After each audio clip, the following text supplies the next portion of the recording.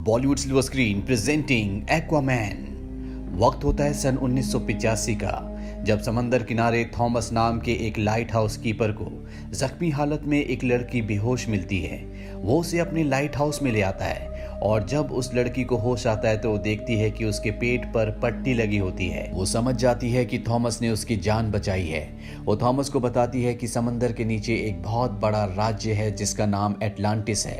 मैं वहाँ की क्वीन हूँ। मुझ पर कुछ मेरे दुश्मनों ने हमला किया था, इसीलिए मैं जख्मी हो गई थी। धीरे धीरे थॉमस और क्वीन एक दूसरे के करीब आ जाते हैं और इनका एक बेटा होता है जिसका नाम ये रखते हैं आर्थर। कुछ सालों बाद एक बार फिर से वही क्रिएचर्स जिन्होंने पहले भी क्वीन एटलांटा के ऊपर हमला किया था और उसे घायल किया था, एक बार फिर से उसे पकड़ने के लिए आ जाते हैं और वो उसे कहते हैं कि हमें किंग ऑरवेक्स ने आदेश दिए हैं कि हम तुम्हें वापस एटलांटिस ले जाएं, पर वो उनके साथ जाना नहीं चाहती। इसीलिए वो अपने ट्रिडेंट से उन पर हमला कर देती है और सबको खत्म कर देती है।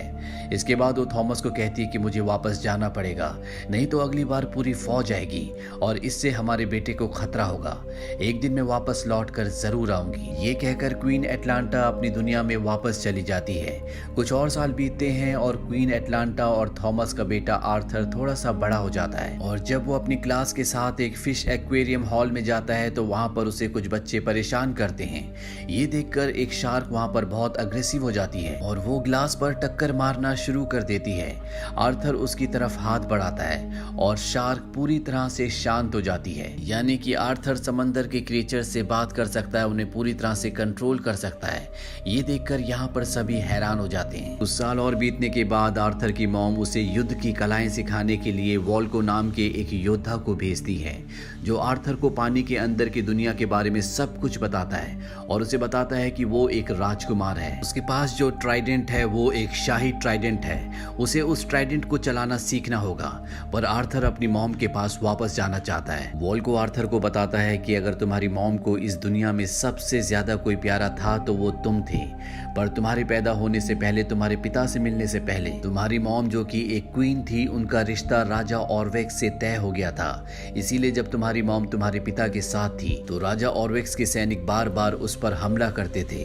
तुम्हारी जान बचाने के लिए उसे एटलांटिस वापस लौटना पड़ा और राजा ऑरवेक्स से शादी करनी पड़ी, उसे उसका वारिस देना पड़ा। पर जब राजा ऑरवेक्स को पता चला कि उसका एक बेटा भी है जो कि आधा इंसान है, तो ये बात वो बर्दाश्त नहीं कर पाया और उसने तुम्हारी मॉम को मरवा दिया।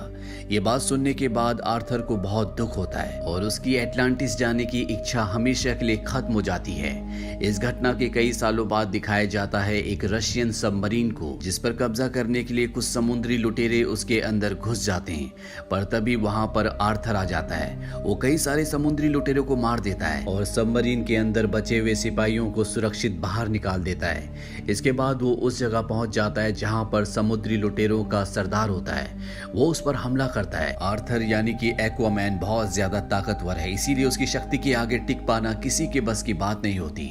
इनके बीच में घमासान लड़ाई होती है। अब यहाँ पर समुद्री लुटेरों के सरदार का बेटा डेविड भी आ जाता है, पर एक्वामैन यानी कि आर्थर और इनके बीच में लड़ाई के दौरान समुद्री लुटेरों के सरदार के पैर के ऊपर एक मिसाइल आकर गिर जाती है जिससे वो फंस जाता है। हालांकि डेविड मिसाइल को उठाने की, अपने पिता को बचाने की बहुत कोशिश करता है, लेकिन वो ऐसा नहीं कर पाता। उसके पिता की मृत्यु हो जाती है, जिस वजह से डेविड का दिल एक्वामैन के प्रति नफरत और बदले की भावना से भर जाता है। वहीं समंदर के नीचे एटलांटिस को दिखाया जाता है जहां पर 7 अलग अलग राज्य हैं और उन्हीं राज्यों में से एक का राजा होता है ऑर्म। ऑर्म ऑरवेक्स का बेटा है। ऑरवेक्स की अब मृत्यु हो चुकी है, यानी कि ऑर्म एक्वामैन का छोटा सौतेला भाई है। इन दोनों की मॉम एक ही थी।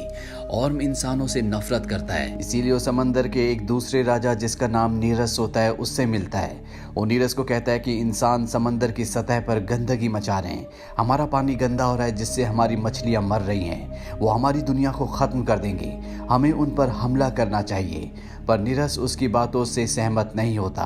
वो कहता है अगर तुम्हें हमला करना है तो समंदर के 7 राज्यों में से 4 राज्यों की सहमति तुम्हारे साथ होनी चाहिए।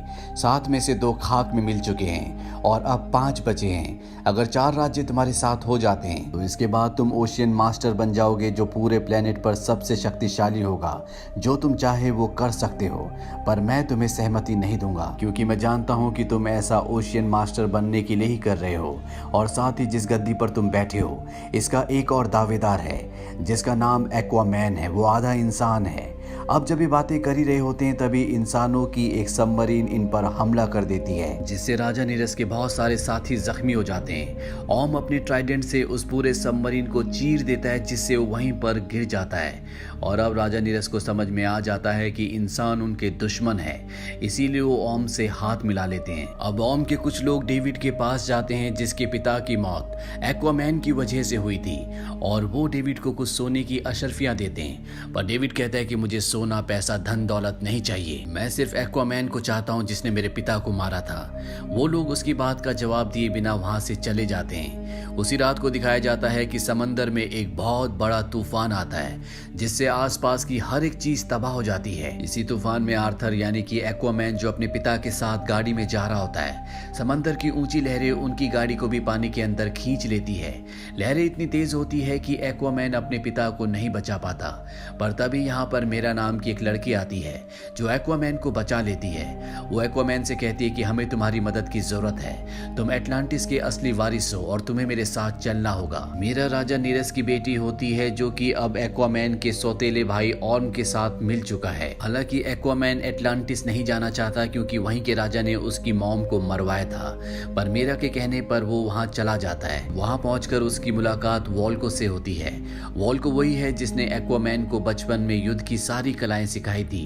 वॉल्को से बोलता है कि हमारी दुनिया में पॉलिटिक्स शुरू हो चुकी है, तुम्हारे सौतेले भाई ऑर्म ने राजा नीरस को अपने साथ मिला दिया है, और अब ये दोनों मिलकर 2 और किंगडम्स को अपने साथ मिलाना चाहते हैं। और अगर ऐसा हो गया तो इस दुनिया को तबाही से कोई नहीं बचा सकता। वो एक्वामैन को एक ट्राइडेंट दिखाता है और बताता है कि ये एटलांटिस के पहले राजा का है, जिसे पोसाइडन के लोहे से बनाया गया था। इसके अंदर इतनी शक्ति थी कि ये समंदर को अपने इशारों पर नचा सकता था। ये उस दौर की बात है जब एटलांटिस पानी के ऊपर था, पर राजा के कुछ एक्सपेरिमेंट्स की वजह से पानी में एक ऐसा भूचाल आया कि पूरा का पूरा एटलांटिस पानी के नीचे समा गया। धीरे धीरे हमने पानी में सांस लेना सीख लिया। राजा ने अपने आप को इस बात की सजा दी और गुमनामी की जिंदगी को धारण कर लिया। इसके बाद राजा को और ना ही राजा के ट्राइडेंट को कभी किसी ने देखा, और जिसके पास भी वो ट्राइडेंट होगा उसका पूरे समंदर पर राज होगा। मैं चाहता हूँ कि तुम ट्राइडेंट को ढूंढो और एटलांटिस के नए राजा बन जाओ। वो एक्वामैन को धातु की एक चीज दिखाता है और बताता है कि कुछ वक्त पहले हम लोगों को ये चीज मिली थी, जो कि उस वक्त की है जब एटलांटिस पानी के ऊपर हुआ करता था। हमें पूरा विश्वास है कि पहले राजा ने इसके अंदर हमारे लिए कोई संदेश रखा है, या फिर ट्राइडेंट का पता। तुम इसके जरिए ट्राइडेंट तक पहुंच सकते हो।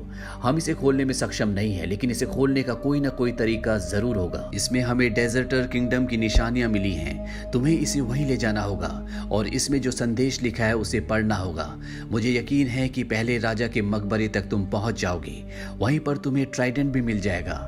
अब इससे पहले कि एक्वामैन यहाँ से जाता, उसके सौतेले भाई ऑर्म के सिपाही उस पर हमला कर देते हैं और उसे बंदी बनाकर ऑर्म के पास ले जाते हैं। एक्वामैन ऑर्म को लड़ाई की चुनौती देता है और वो उसकी चुनौती को स्वीकार कर लेता है। पर इससे पहले इन दोनों की लड़ाई होती, मेरा ऑर्म के पास जाती है और उसे कहती है कि वो तुम्हारा भाई है, तुम्हें उससे लड़ना नहीं चाहिए।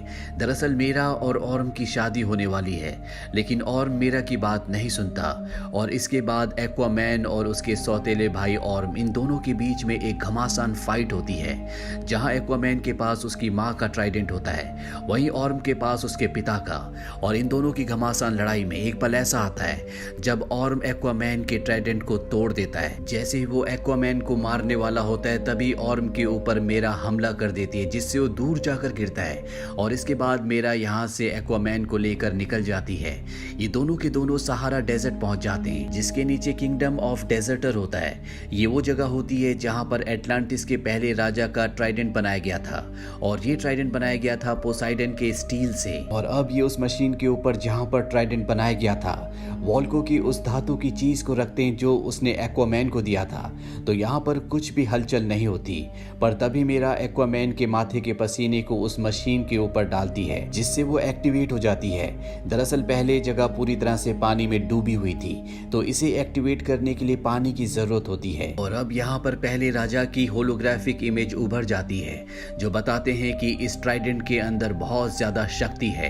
अगर ये गलत हाथों में लग गया तो ये पूरी दुनिया को खत्म कर देगा, पर अगर ये सही हाथों में लगा जो इसका वारिस है, पर इसके लिए उसे अपने आप को साबित करना होगा, उसे दुनिया के आखिरी छोर तक जाना होगा।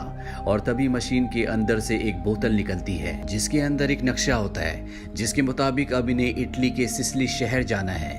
और ये दोनों उस शहर में पहुंच जाते हैं, जहां पहुंचने के बाद इन्हें उस लोकेशन का पता चल जाता है जहां पर ट्राइडेंट है। वहीं दूसरी तरफ डेविड को दिखाया जाता है, जिसके पास ऑर्म के सिपाही आते हैं और उसे एक खास सूट देते हैं जो उन्होंने अपने वॉरियर्स के लिए बनाया था।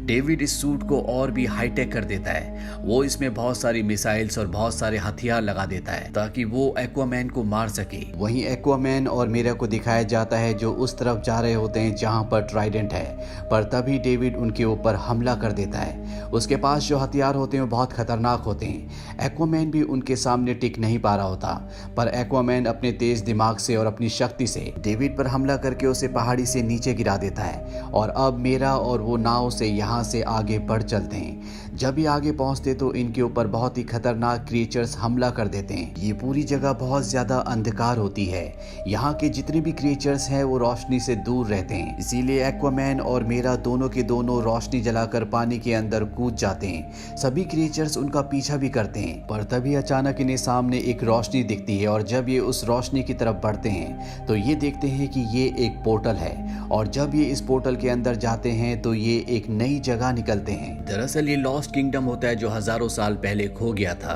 अब जब यहाँ पर एक्वामैन आता है तो देखता है कि वहाँ पर एक लेडी है। ये और कोई नहीं बल्कि उसकी मॉम होती है, जो आज भी जिंदा होती है। एक्वामैन अपनी मॉम को देखकर बहुत खुश होता है, वो उन्हें गले से लगा लेता है। उसकी मॉम उसे बताती है कि जब मैं एटलांटिस वापस आई तो मुझे राजा ऑरवेक्स से शादी करनी पड़ी। हमारा एक बेटा भी हुआ, पर जब उन्हें तुम्हारे बारे में पता चला तो गुस्से और नफरत में उन्होंने मुझे उन जीवों के हवाले कर दिया जिन जीवों ने तुम पर हमला किया था। और जिस तरह से पोर्टल के जरिए तुम लॉस्ट आइलैंड तक पहुंचे हो, ठीक उसी तरह मैं भी पहुंची थी, पर यहाँ से वापस जाना नामुमकिन है।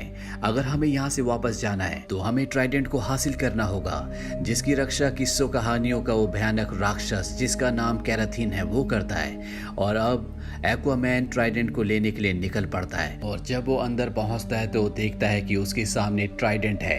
पर इससे पहले कि वो वहां तक पहुंचता, कैराथीन उस पर हमला कर देता है। एक्वामैन कैराथीन की बात सुन सकता है और वो भी उससे बात करना शुरू कर देता है। ये सुनकर कैराथीन पूरी तरह से हैरान हो जाता है। वो कहता है कि पहले राजा के बाद तुम ही ऐसे शख्स हो जिसने मुझसे बात की है, तुम कौन हो?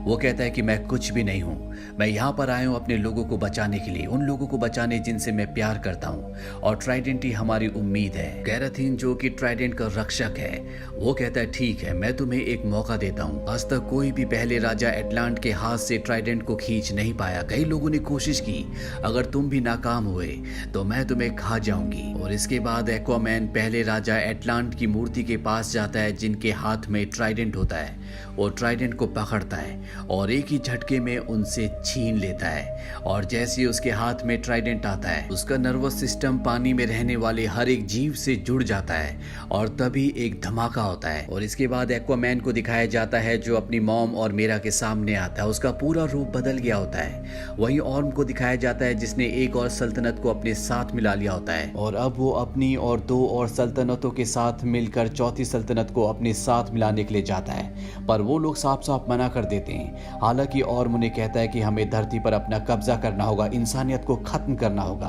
पर चौथी सल्तनत उनका साथ नहीं देती और इनके बीच में एक घमासान लड़ाई हो जाती है। और तभी यहाँ पर एक्वामैन अपनी मॉम और मेरा के साथ कैराथीन क्रिएचर पर सवार होकर आ जाता है, और वो ऑर्म की सेना पर और बाकी दो सेनाओं पर हमला कर देता है। जब सब देखते हैं कि एक्वामैन के हाथ में पहले राजा का ट्राइडेंट है तो सब उसे अपना राजा मान लेते हैं।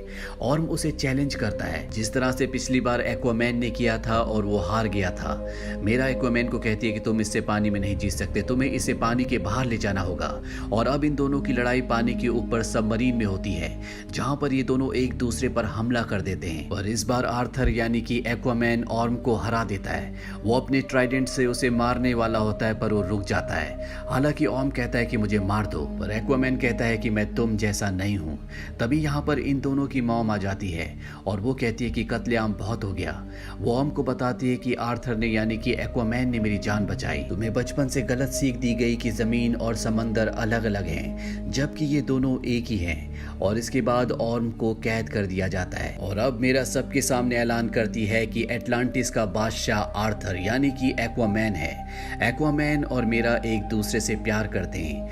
वहीं एक्वामैन की मॉम को दिखाया जाता है, जिसने एक्वामैन के पिता थॉमस से वादा किया था कि एक दिन वो लौटकर जरूर आएगी। वो लौटकर उनके पास जाती है, जहां पर थॉमस आज भी उसका इंतजार कर रहा होता है।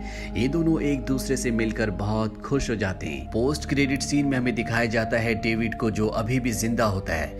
दरअसल उसे एक वैज्ञानिक जिसका नाम स्टीफन होता है उसने बचा लिया होता है। जहां एक तरफ डेविड एक्वामैन को मारकर अपने पिता की मौत का बदला लेना चाहता है, वहीं दूसरी तरफ स्टीफन, जिसे कि एटलांटिस की दुनिया पर यकीन है, वो इस दुनिया की सच्चाई पूरी दुनिया को बताना चाहता है। इसी के साथ ये फिल्म, ये कहानी यहीं पर खत्म हो जाती है। ये फिल्म साल 2018 में रिलीज हुई थी। IMDb पर इसकी रेटिंग है 6.9। इस फिल्म का बजट था 160 से 200 मिलियन डॉलर्स और बॉक्स ऑफिस पर इसने कमाई की थी 1.148 बिलियन डॉलर्स की। उम्मीद करते हैं कि ये कहानी आपको पसंद आई होगी।